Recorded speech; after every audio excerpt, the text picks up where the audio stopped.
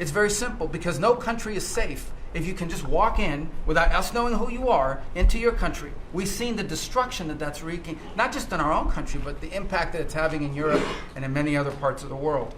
You talk about trade deals and the trade situation has been involved in. People, all this reporting on it. It's very simple. The president views the last 40 years as an era of which American workers and American farmers have been ripped off. They've been ripped off, and what he's saying is we want to have trade with the world, but it has to be a trade in which American businesses and American workers and the products they make and what American farmers grow and produce has a fair shot to be sold around the world. On issue after issue, that's been the case. You talk about foreign aid reforms. This is not our money. This is taxpayer money. When the president has said is we're going to do foreign aid, but we're going to do foreign aid for countries that are aligned with the United States and in a way that doesn't waste the taxpayers' money.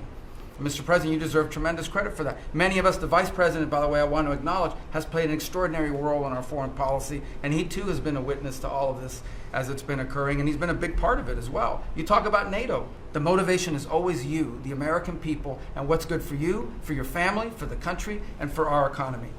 But the President is also committed to peace in a way that all of us have seen.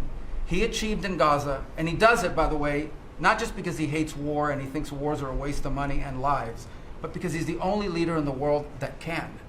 No other leader in the world could have pulled off what happened in Gaza. And I can tell you, I can't get into the details. The Vice President knows what I'm talking about. That deal doesn't happen without the President's direct interaction with the leaders that were involved in this decision making. And everyone said that deal couldn't hold. And then the President shepherded through the United Nations of all places to get a global coalition of countries to line up behind the peace deal, behind the border peace. And it's still, every day is a challenge.